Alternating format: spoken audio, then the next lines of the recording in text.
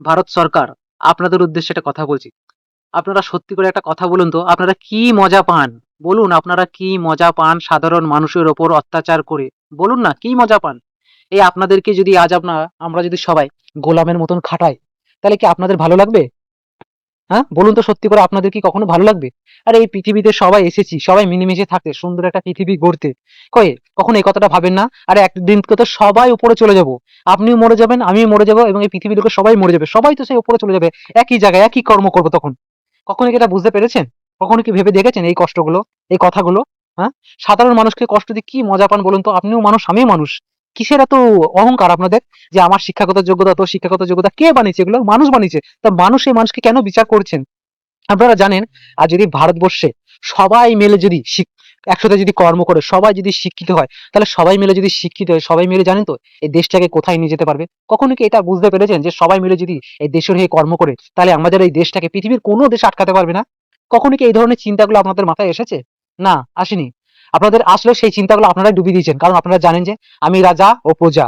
সবাই যদি রাজা হয়ে যায়, তাহলে সেই রাজার উপর কে শাসন করবে? এই চিন্তাটাই আপনাদের মাথায় এসেছে। তো বলছি, একবার আমাদেরকে রাজা বানান এবং আপনারা নিজেরা প্রজা হয়ে যান। দেখুন তো আপনাদেরকে গোলামের মতন খাটা আপনাদের কেমনটা লাগে, কতটা কষ্ট লাগে। একটু মানুষের কষ্টটা বুঝুন। একদিনকে সবাই মরে গিয়ে উপরে চলে যাব, রাতের আকাশে তারা হয়ে যাব। সেদিনকেও কি বলবেন যে এই মহাকাশটা আমার, এখানে তুই কেন এসেছিস? সত্যি বলছি, ভারত সরকার একটু মানুষ হতে শিখুন। আর কষ্ট দিয়েন না মানুষকে। সাধারণ মানুষের জীবনের কষ্টটা বুঝুন। সাধারণ মানুষের জীবনের কষ্টটা বুঝুন। সবাই মিলে মিলেমিশে থাকুন। কি দেখছি, সেই ছোটবেলা থেকে দেখছি গরিব মানুষের উপর সারা জীবন আপনারা খালি অত্যাচার করছেন। আরে গরিব মানুষ কি মানুষ না? আপনার গায়ে রক্ত মাংস আছে, আমাদের গায়ে কি রক্ত মাংস নেই? হ্যাঁ? সবাই মরে গেলে এই আকাশে চলে যাবো, তাহলে কেন এই হিংসা করছেন? কেন নিজে রাজা আর আমাদেরকে গোলাম বানিয়ে রেখেছেন বলুন? কেন? এই ভারতবর্ষটা কি আপনার একার? এই ভারতবর্ষটা তো আমাদের সবার। আমাদের সবার বাঁচার অধিকার আছে, আমাদের সবার বড় হওয়ার অধিকার আছে, আমাদের সবার শিক্ষিত হওয়ার অধিকার আছে। একবার ভেবে দেখুন, সবাই যদি ভারতবর্ষের 150 কোটি জনগণ যদি শিক্ষিত হয়ে যায়, তাহলে সেই 150 কোটি জনগণ যখন একসাথে পরিশ্রম করবে, তখন কি এই পৃথিবীর কোনো দেশ ভারতবর্ষকে ধরতে পারবে? কেন এভাবে চিন্তা করেন না আপনারা? খালি দুর্নীতি, খালি দুর্নীতি, খালি দুর্নীতি। এইভাবে কি চলে বলুন? হ্যাঁ, এত কষ্ট কেন দিচ্ছেন আমাদেরকে? আমাদের মতন গরিব মানুষদের কি বেঁচে থাকার অধিকার নেই? কেন কষ্ট দিচ্ছেন ভারত সরকার? আমি বারবার অনুরোধ করছি, ভারত সরকার প্লিজ আপনারা একটু শুধরে যান। গরিব মানুষকে বাঁচার সুযোগ দিন। তারাও বড় হওয়ার স্বপ্ন দেখেছে এই পৃথিবীতে। তারাই এই পৃথিবীটাকে নিজের বলে করেছে। তারা এই পৃথিবীটাকে আপন করেছে। তারা পৃথিবীতে বাঁচতে শিখেছে। ঠিক আছে? এই পৃথিবীটা সবার। আপনার যতটা অধিকার আছে ততটা অধিকার তারই আছে। হঠাৎ করে একটা নিয়ম কানুন বানামে দিয়ে গোটা দেশটা করে নিয়ম কানুন চাপিয়ে দেবেন। এরকম করলে কিন্তু হবে না। সত্যি বলছি কিন্তু।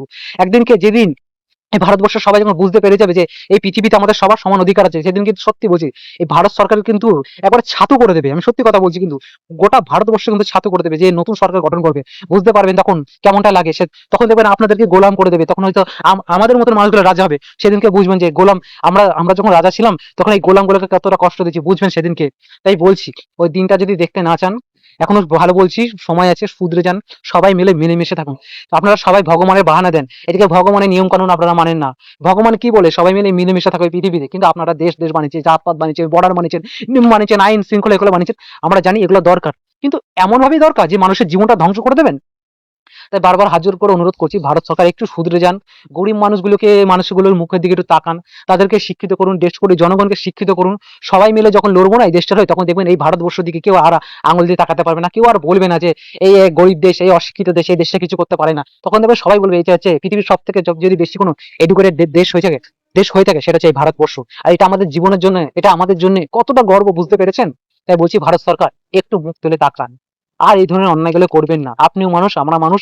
আপনিও রক্ত গড়া মাংসের মানুষ, আমরা রক্ত গড়া মাংসের মানুষ। তাই বলছি, মানুষকে মানুষ রূপে দেখুন আর বিচার করবেন না। সবাইকে একটু সুযোগ দিন। গোটা 150 কোটি জনগণকে শিক্ষিত করুন, কর্ম দিন, বাড়ি দিন, ঘর দিন, যা পারেন দিন, কিন্তু সবাইকে একসাথে নিয়ে চলুন। এইটুকুই বলবো।